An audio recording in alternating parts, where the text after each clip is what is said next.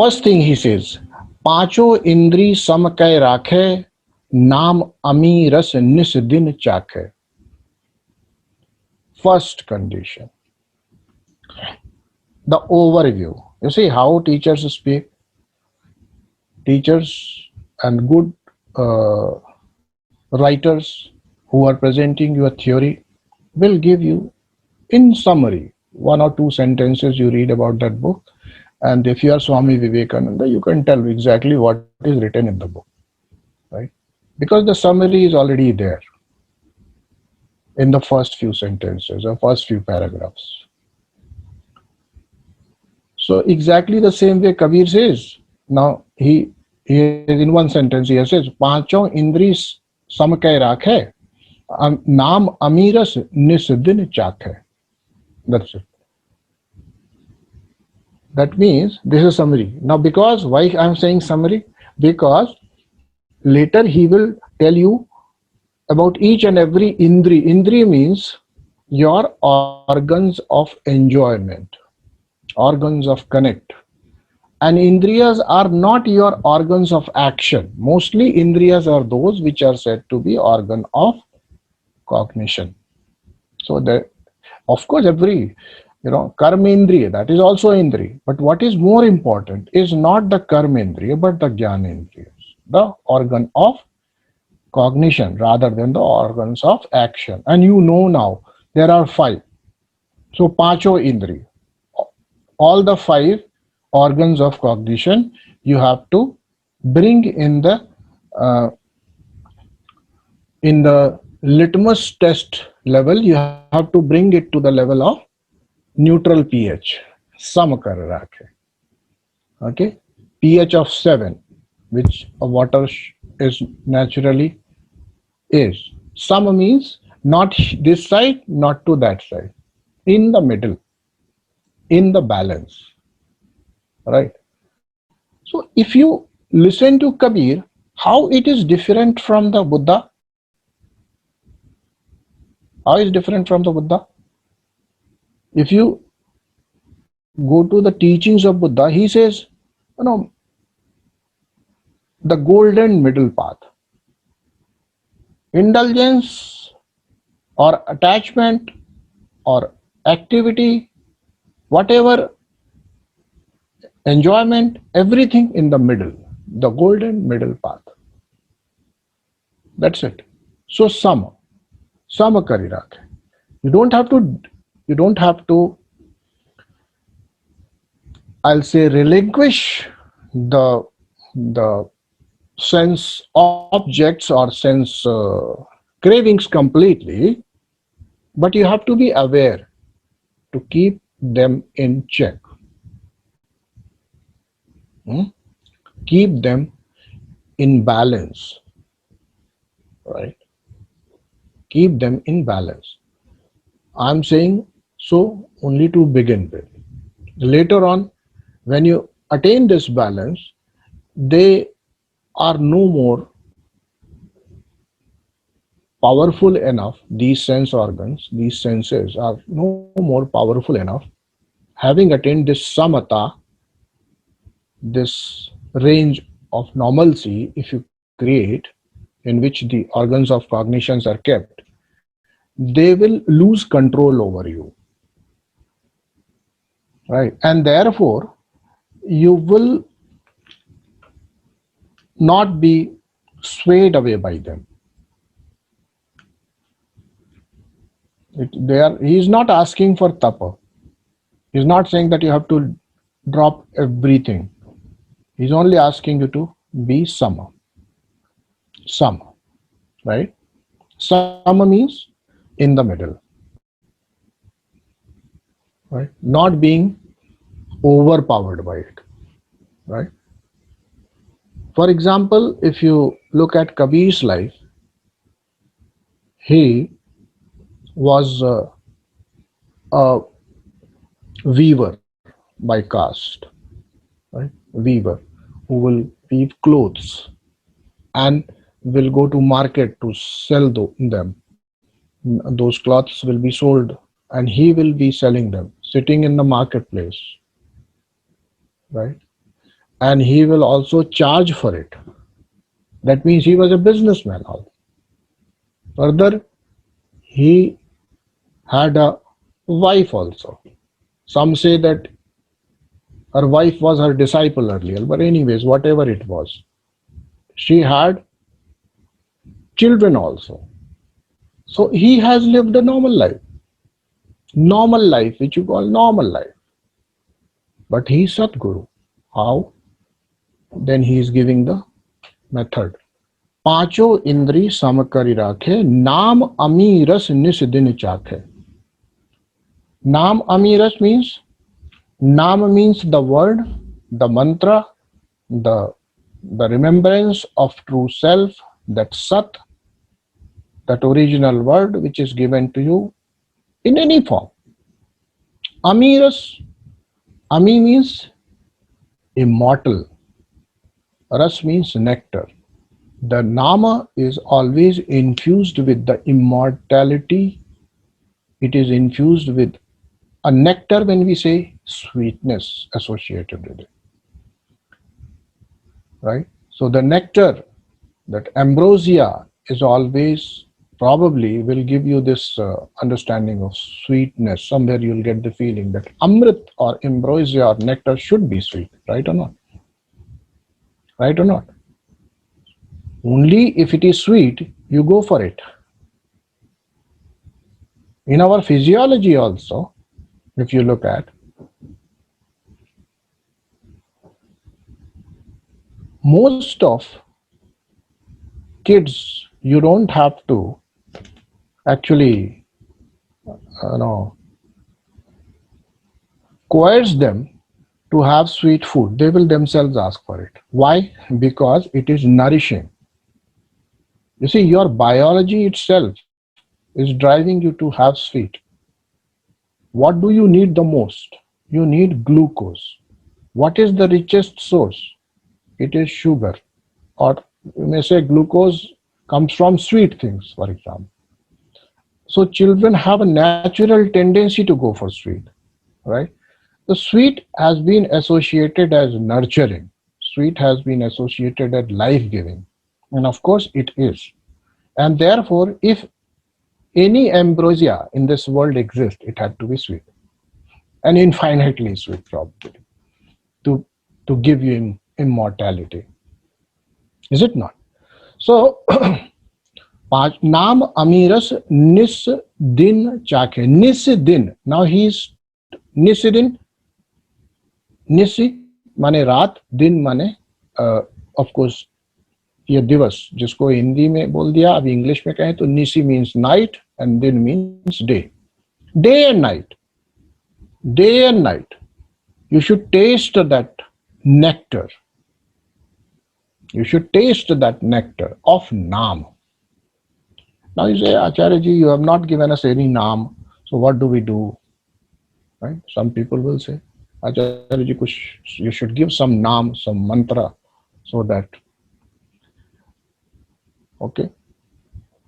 But all of you have listened to me in Shiva Sutra. You do not need actually any Naam.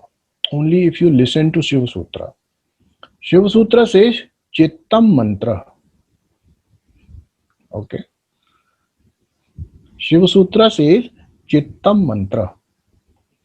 Your deepest of your cognition faculty, which is known as Chittam, where everything, every projection which is coming from outside falls.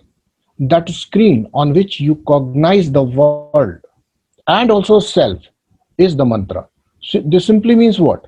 You have to go deeper into your own self to come in touch with that mantra. Because Chittam Mantra. Mantra is your Chittam. You have to go back to your mantra again and again. Means what?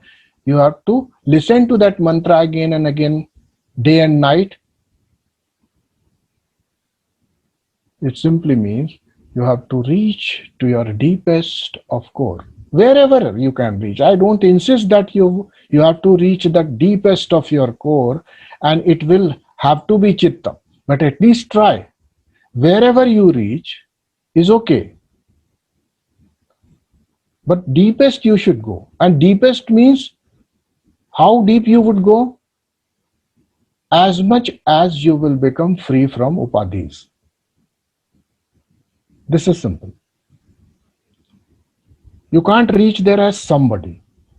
You can reach there only as nobody. Understand? Got it? So you don't actually need a mantra, but yes, the time will come when the mantra will also be given, and you may actually use it also.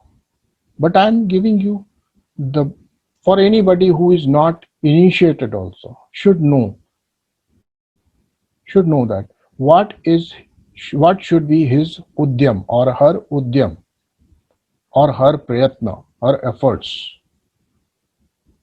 right? Because effort is the sadhak, the practitioner.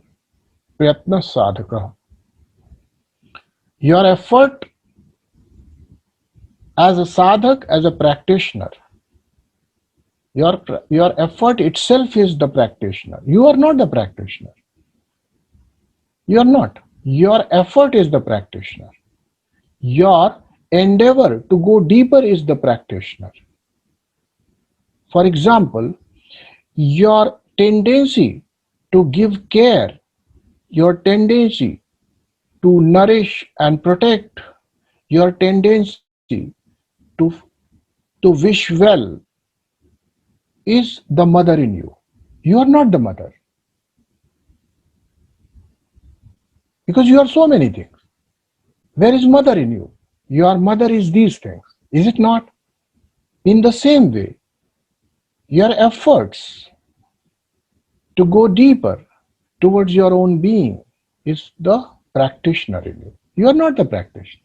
Drop this idea from today that I am practitioner. It's only way to say, it's only way to address when we say, dear Tatiya Koti, Dvitiya Koti, Pratham Koti practitioners. Just to say, just to remind you that you are a practitioner as well, beyond being mother, father, sister, and whatnot. You are a practitioner as well. That means you have a trait. You have a trait. You have an attribute. You have a quality which will take you deeper in your being. That quality, that effort is practitioner in you. Prayatna sadhaka. Chittam mantra. So what should be your effort? To go back to your mantra. And what is mantra? You are a chitta. The deepest of your mind is your mantra. What is saying? What is the sequence? There are sequences in different paths with different masters. You will find different sequences in which you should be attending to your indriyas. That means organ of cognitions. How to tame them. How to bring them to samatha, the equanimity, unagitated state, neither low nor high, in between, in the purview of your awareness. Right? There are different ways. Because if you remember, I told you that first and the foremost thing you should try to control is your tongue. Did I tell you that? I told you that the first and foremost and most important thing to tame and bring samatha or bring the equanimity and bring your awareness to is your tongue. Right? Maybe it's most important and also most difficult, is it not? So maybe I gave you the Shambhuvopai method, the most difficult of us. But how Kabir is giving you this sequence? Look at it. Kabir says,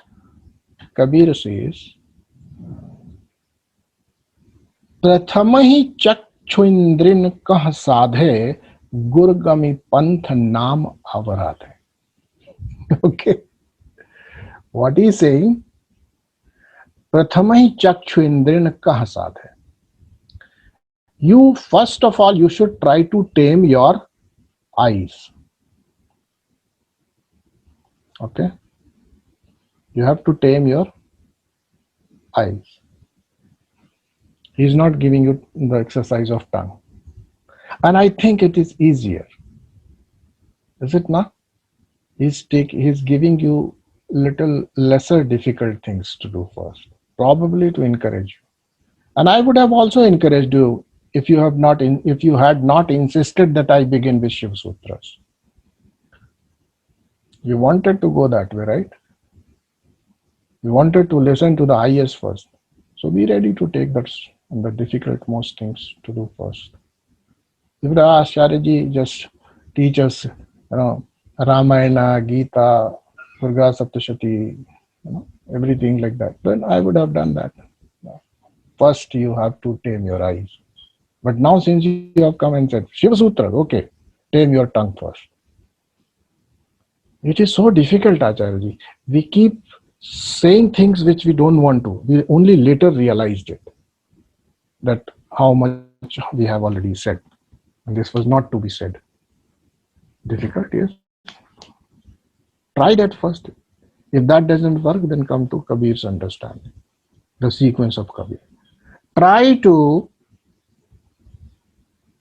tame your eyes first.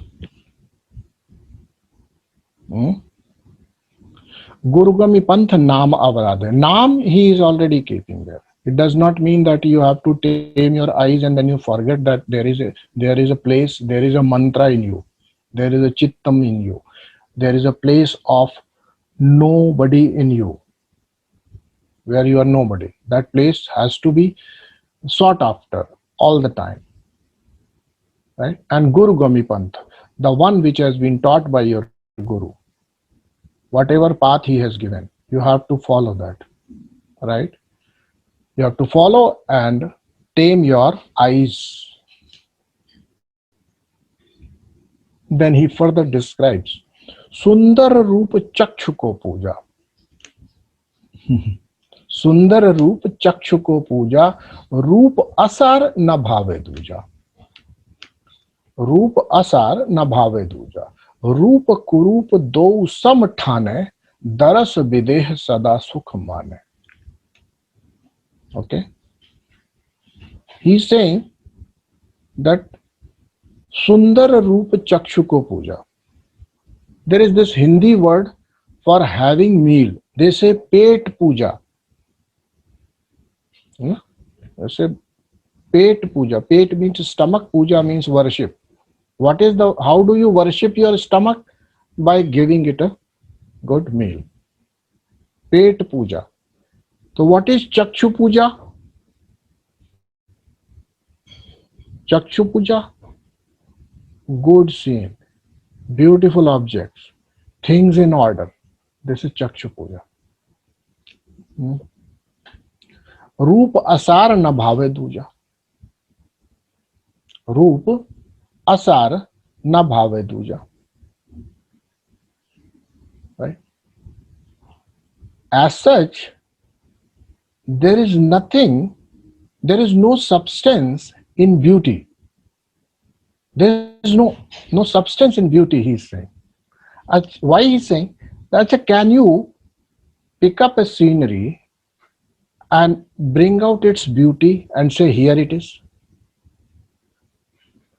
Can you distill a scenery or a person or whatever your eyes are seeing? You say, I have captured it. Out of that scenery, I have taken out the essence, asar. Captured the sar, means the concentrate, the essence of beauty. It is here. You can say, no. That means it is asar. There is no essence in it. You can't take it out. As such, still, na bhave duja. But still, we don't want it to be replaced by something other than that. If there is something good in front of our eyes, something beautiful in our eyes, despite knowing that there is nothing, no essence in it, there is no essence in it. A person may not have a very, typical beautiful face, but still that person, all the actions, the attitude, you know, everything, the speech, the nature, everything may be so full of beauty, but not exactly the physical beauty, right or not? Right or not? It may happen today or tomorrow. Everyone is going to lose their beauty. Will you become asar then? The sar, the essence in your stays. That is your sense. That is your essence, not the physical beauty. Not that you are in right proportion, everything, you know, to the typical classical, you know, definitions of beauty. No sar, no essence. It is not. But still we want that it should not be taken away from our eyes, because this is the worship of eyes. Pet puja, this is chakshu puja. So what you have to do?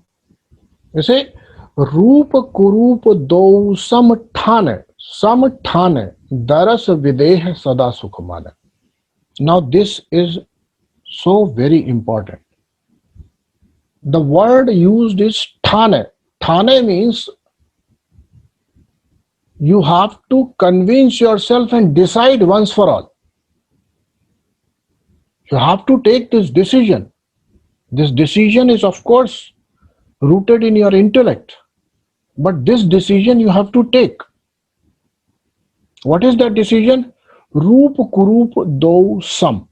Means whether this is physically aesthetic, beautiful or not.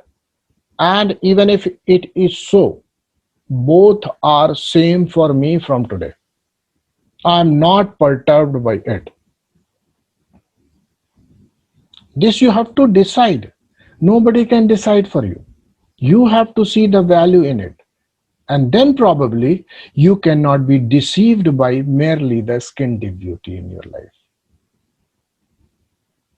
Understood? Why? Because the next half is also saying that daras videh sada sukhamane. You have to see what is beyond the physical form. You should try to connect with that. Whatever lies beyond the form. Right? And this is the biggest deception. Probably you can be deceived. Why? Because you are not looking beyond that. Right? If you are able to look beyond, if you are able to sense something beyond that, you are much better off than those who are looking only at surface. Correct? So this is exactly the way to conquer your own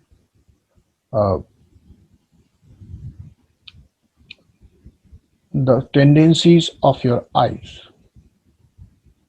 You can conquer that your tendencies of the eyes, which have so much attachment, so much insistence for the form to be in a particular order. Now this means you should not complain. Also, you should not complain about the surroundings you live in. Most people who are connected with this, this kind of habit, they are not able to go deeper.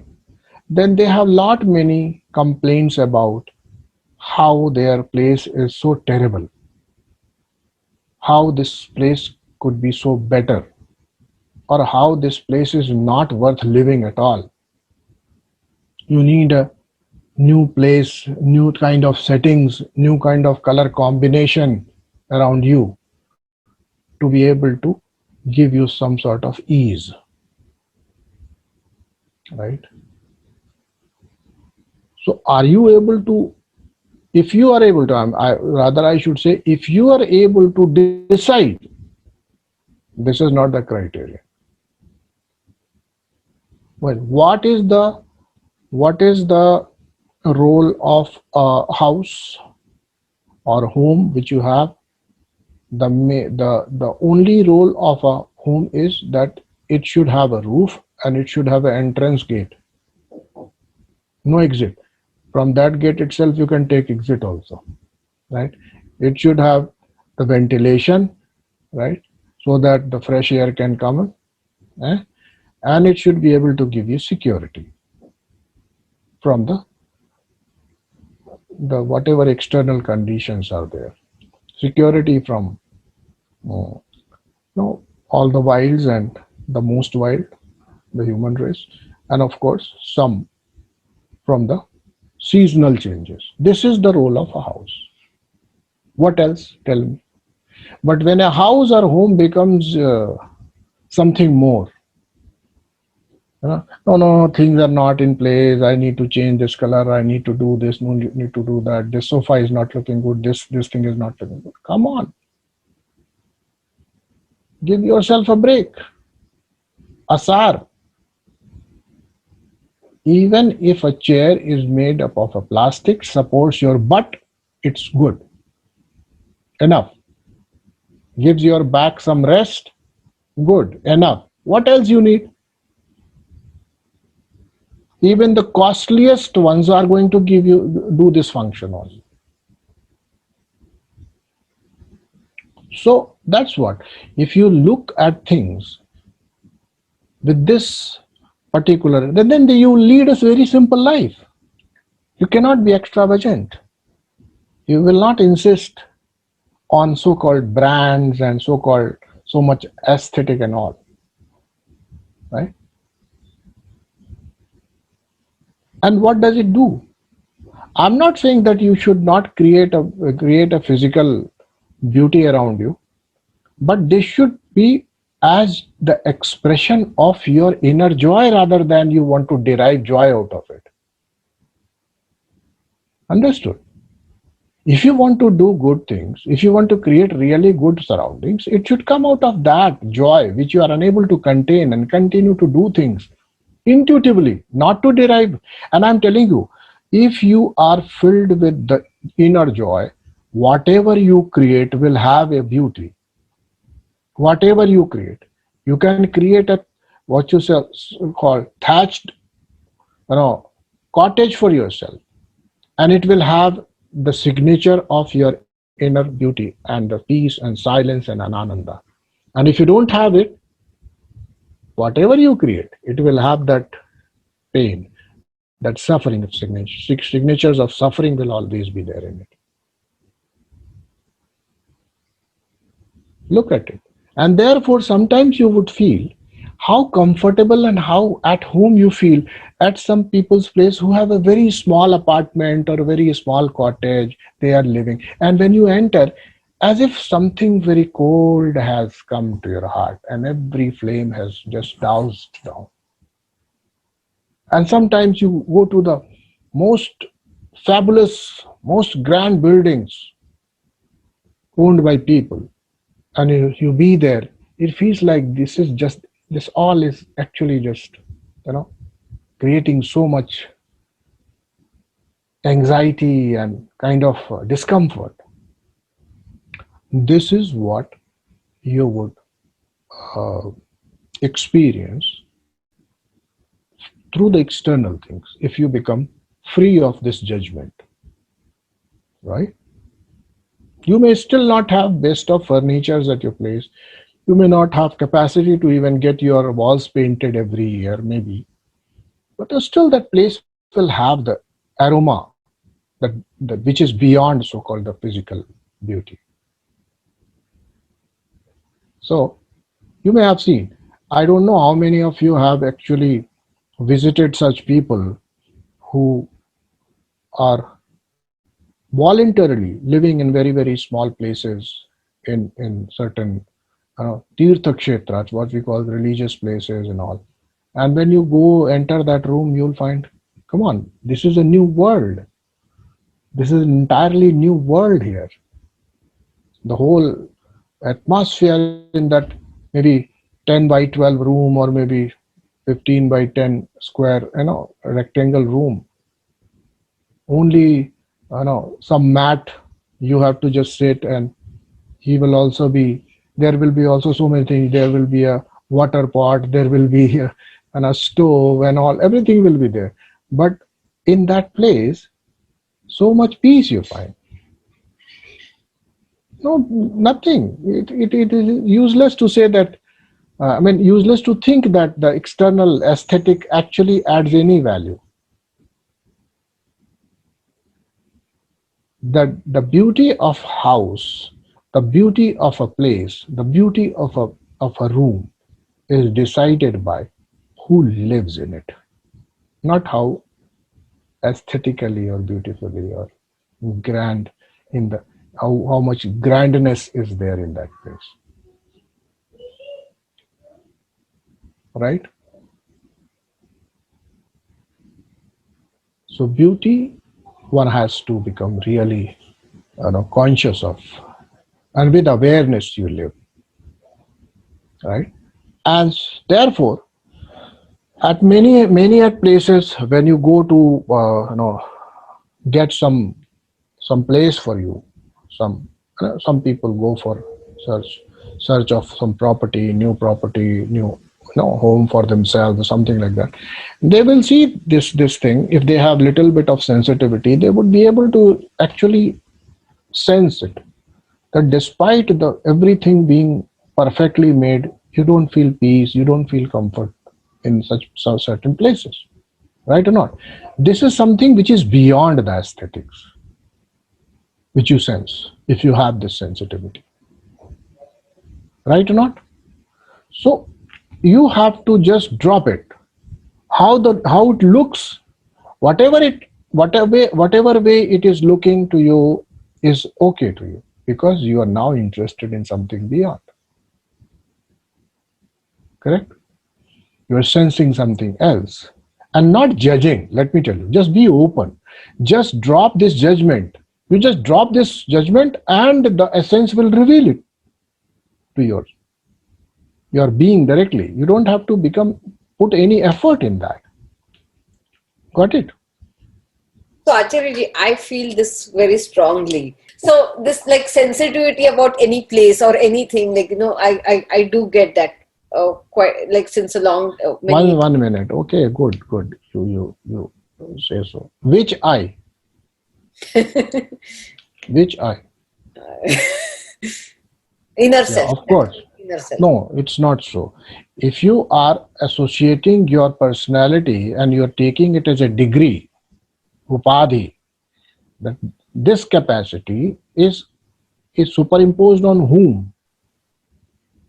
If this is superimposed on Preeti, then this is a problem.